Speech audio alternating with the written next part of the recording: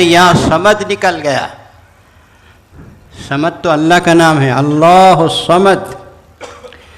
تو اللہ نے کہا لبیک یا عبدی، اے بندے میں حاضر ہوں. فرشتوں نے پوچھا یا اللہ اس نے تو 90 سال صنم کو پکارا اور اب یہ صمد کہہ رہا ہے، آپ اسے ترجیح دے رہے ہیں. کہا کہ میں اپنے بندے سے غافل نہیں ہوں، وہ پلٹے گا تو میں اسے اپنی رحمت کی آغوش میں لے لوں.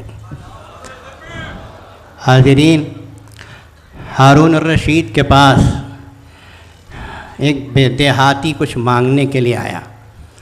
ہارون الرشید کتنا بڑا بادشاہ ہے اس کی ایک جھلک آپ کے اس ایگزیبیشن میں میں نے دیکھا. جہاں خیر اب یہ ہارون الرشید کے پاس دیہاتی آیا اور آ کے کہنے لگا، دربان نے اس کو روکا، کہاں ہیں خلیفہ؟ کہا مسجد میں بیٹھے ہیں. دیہاتی کو روک دیا گیا. پھر تھوڑی دیر کے بعد پوچھا، کہاں ہے؟ نہیں ٹھہرو. آخر دیہاتی مجبور آ کے اس نے کہا، ارے بابا مجھے بتاؤ کیا کر رہا ہے آپ کا خلیفہ؟ میں تو بہت دور سے آیا ہوں. اس نے زبردستی کر کے مسجد میں جھانک لیا، دیکھا کہ ہارون الرشید ہاتھ پھیلائے اللہ کے حضور رو رہے ہیں. دربان سے پوچھا یہ کیا کر رہے ہیں خلیفہ؟ کہا اللہ سے مانگ رہے ہیں. دیہاتی بڑا سمجھدار تھا، اس نے کہا یہ خود جب اللہ سے مانگ رہا تو میں اس سے کیوں مانگوں، میں بھی اللہ سے مانگ لوں گا. حاضرین، یہ رجوع اللہ کا عنوان بہت عجیب، بہت پیارا عنوان ہے. میں آپ حضرات کو دعوت دیتا ہوں کہ اسے آپ پلے باندھ کے جائیے. جب کبھی کوئی تکلیف آتی ہے، کبھی کوئی پریشانی آتی ہے تو آپ کوشش کیجئے فوراً سے پیشتر اللہ کی طرف متوجہ ہو کر وضو کر کے 2 رکعت نماز نفل پڑھیے اور اپنی تکلیف کو اللہ کے سامنے بیان کیجیے.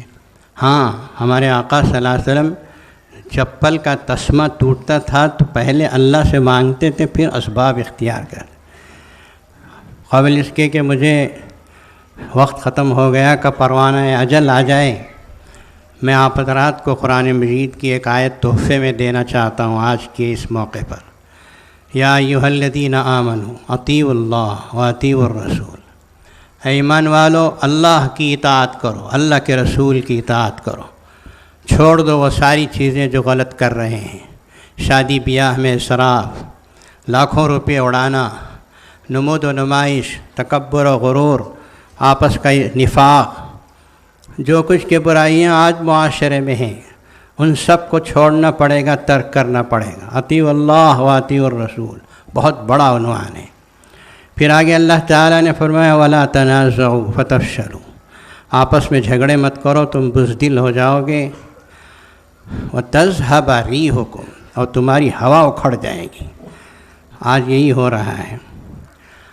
وَاصْبِرُوا، ان احکامات پر عمل کرنے میں اگر کوئی پریشانی پیش آتی ہے تو اللہ کے لیے صبر کرو. ان اللہ مع الصابرین، بے شک اللہ تعالیٰ کی معیت ہے ان لوگوں کے لیے جو اللہ کے لیے صبر